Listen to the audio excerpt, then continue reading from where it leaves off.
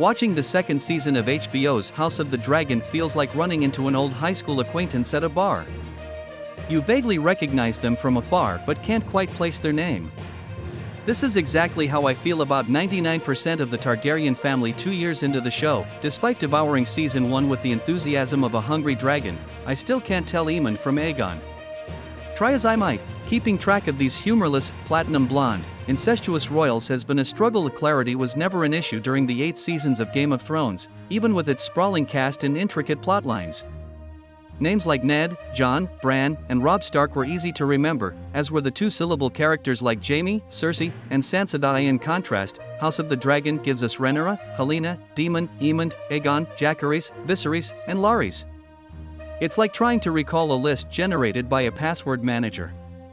The challenge is compounded by the fact that most characters are Targaryens living in just 2 castles, all with similar looks and names. Even the few non-Targaryens are confusing.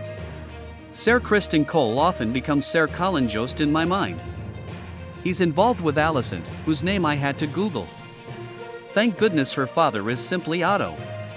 This character confusion highlights a bigger narrative issue with House of the Dragon, its aimlessness. While Game of Thrones had a multitude of houses and locations, House of the Dragon is primarily focused on Targaryens. This leads to a monotonous viewing experience where similar characters with similar titles vie for the throne of Westeros. The story feels extremely familiar, yet lacks the depth and diversity of its predecessor. Moreover, the existential threat of winter is coming is absent, which diminishes the stakes and urgency. In Game of Thrones, the looming winter forced disparate clans to cooperate, adding layers of intrigue and purpose. In contrast, House of the Dragon is more about internal squabbles within a single family. Fan theories and speculations were a huge part of the fun with Game of Thrones.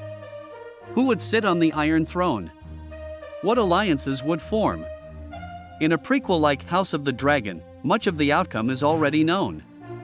The excitement of discovering who will triumph is replaced with a predictable path where the journey feels redundant. In conclusion, House of the Dragon struggles with character differentiation and narrative direction. The overwhelming similarity of characters and lack of a unifying threat makes it hard to engage fully with the story. While the series has its moments of brilliance with high-quality British acting, gruesome deaths, and dragon spectacle, it falls short of the compelling complexity that made Game of Thrones a global phenomenon. Without the grand stakes and diverse characters, House of the Dragon feels more like a family spat than an epic saga. It's entertaining, but it lacks the heart and intrigue that kept us glued to our screens for 8 seasons of Game of Thrones. Here's hoping future episodes bring a bit more clarity and excitement to this Targaryen tale.